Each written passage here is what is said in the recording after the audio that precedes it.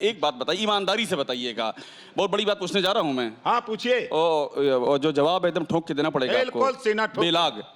क्या ये सच है कि ओम प्रकाश राजभर के आने के बाद समाजवादी पार्टी गठबंधन का माहौल बनना शुरू हुआ है? कुछ लोग ऐसा कहते हैं, क्या ये सच है? क्या सच? सच है ये? सच है।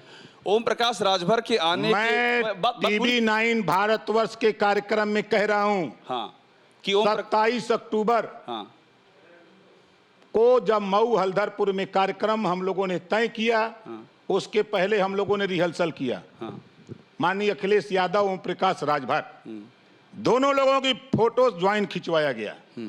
और उसको हम लोगों ने कहा कि चलो 20 अक्टूबर को हम लोग अपने अपने आईडी से ट्वीट करते हैं, जरा देखें समाज का क्या रुख है। हाँ, हाँ। 1 घंटे के अंदर पूरे देश में वो फोटो सभी लोगों के हाथ में पहुंच तो गई। एक लाइन में, माहौल तब बना जब आप जुड़े।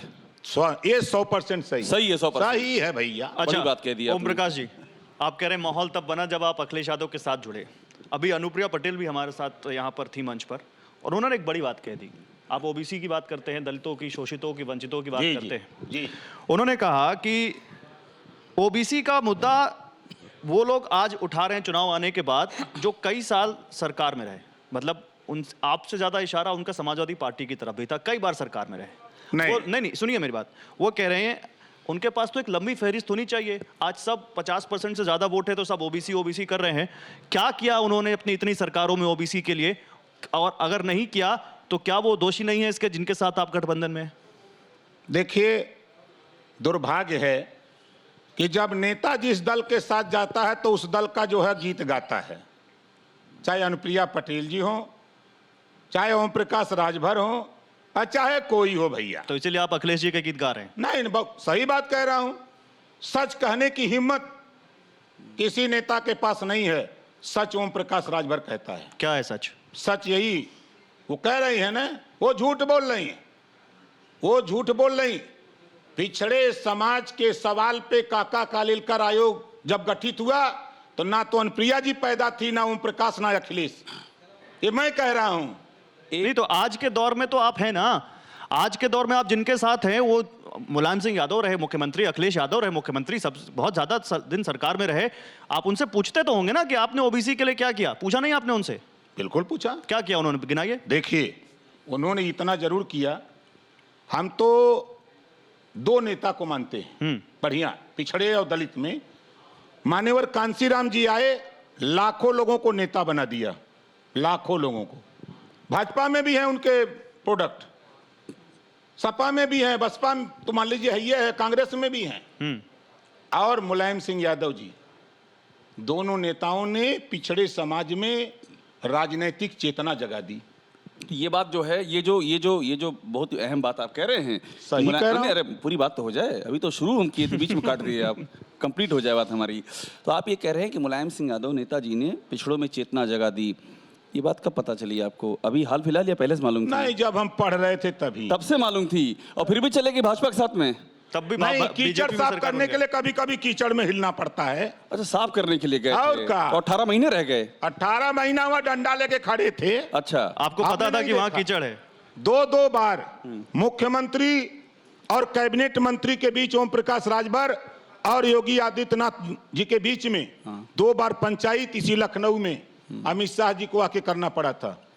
हमारी कोई व्यक्तिगत लड़ाई नहीं, जातिवार जनगणना, घरेलू बिजली का बिल माफ करना, सामाजिक न्याय समिति की रिपोर्ट, गरीबों का इलाज फ्री में, यही हमारा उनके साथ गठबंधन था। एक समान अनिवार्य फ्री शिक्षा नहीं किया एक को।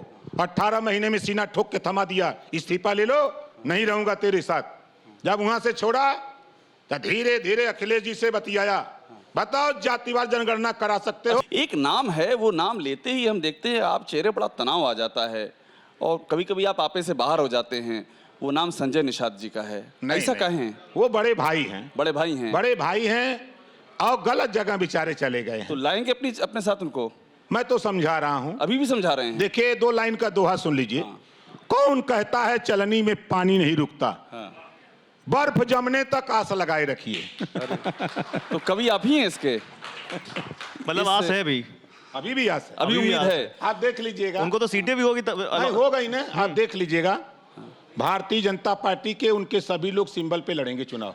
अरे लेकिन ऐसा तो नहीं है कि आप ये इशारा कर रहे हैं कि अभी आने से पहले फ़ोन पे बात हुई है उनसे कुछ आपकी? आप ऐसा बहुत कर रहे हैं आजकल, उधर के खेमे से इनसे बात करो, इधर खेमे से उनसे बात करो। नहीं, आपसे तोड़ फोड़ का काम बहुत कर रहे हैं आपसे बताया हूं कि जब आपके स्क्रीन पर मामला आने लगेगा तब हम बोलते हैं। अच्छा, तब बोलते हैं। कहा था ना हाँ। कि 2.5 महीना पहले मैंने आपसे कहा था ना हाँ। कि 1.5 दर्जन ले आऊंगा। हाँ। अच्छा ओम जी, ओम प्रकाश जी, ओवैसी आए थे अभी जी, आपने एक भागीदारी मोर्चा बनाया था बनाया उनके साथ। था। चंद्रशेखर भी थे उस मोर्चे में, नहीं, शामिल होने की बात हो रही प्रयास थी। में किया। प्रयास में, ठीक है। अब वो थर्ड फ्रंट बना के बाबू सिंह कुशवाहा के साथ भागीदारी परिवर्तन मोर्चा लेकर आए और कमोवेश वैसे ही लीडर हैं जैसे जिनकी बात आप करते हैं, बाबू सिंह कुशवाहा, बामसेफ के बाबन मेश्राम, असदुद्दीन ओवैसी, दलित, ओबीसी और मुस्लिम, एक ये फ्रंट बन रहा है।